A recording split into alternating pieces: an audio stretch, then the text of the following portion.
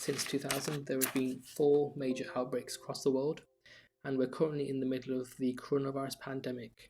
SARS, swine flu, and the Ebola virus have given epidemiologists a chance to develop action plans. However, as these implementations are inherently political, the response of different governments have been varied across the world. Peru is an example of a less well developed country where their response has not been implemented effectively, and the virus is currently ripping through their population. One predictor of the rates of infection would be the population and people per household per country. We can see, having a look at this map produced by the UN population facts. There seems to be a correlation between less well developed countries and more people per household, which of course increases the rates of infection and reduces the effectiveness of lockdowns as well.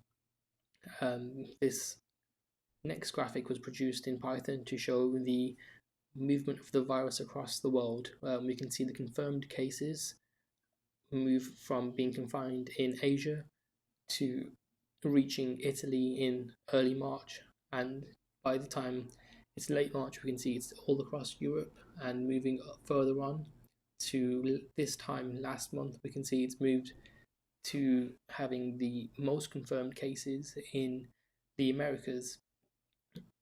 And another way we can actually look at the differences between well-developed countries and less developed countries is the UN's Human Development Index.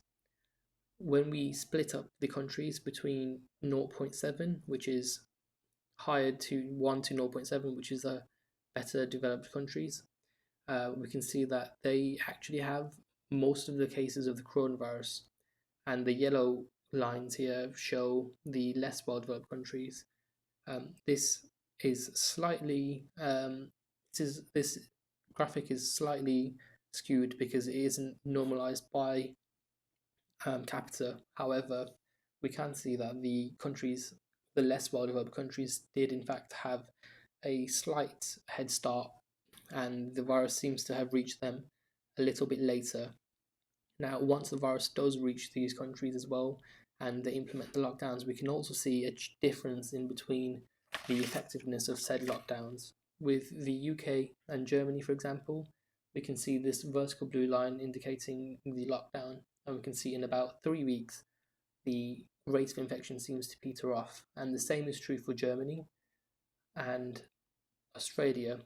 Australia and South Korea are examples of countries where they have experience with the SARS virus, and it seems to have paid off because Australia still has less than 200 deaths, and South Korea is still remaining less than 300 deaths so far, despite their massive population density. And of course, you can see there's no blue line. They didn't implement a lockdown. When we look at Bangladesh, we can see they did implement a lockdown. However, it didn't have much of an effect, and the rates of infection still grew steadily as though it didn't happen in the first place. And again, this can be described by the fact that they do also have a lack of social safety, which means people are still forced to go to work, and when they come home, they're probably coming home to more people in their household, again increasing the rates of infection across the population. And we can also see in even less well-developed countries such as Cambodia and Malawi that the data that we get from these countries seems to be less reliable. They is reported less frequently, and in the case of Cambodia, although they have done a good job of keeping the cases down, it seems that they are yet to have a reporting an occurrence of any death to the coronavirus, which, when you consider that they reported their first cases in March, is quite unlikely. And it causes another issue of less well-developed countries responding to the virus because of the reliability of the data that they have.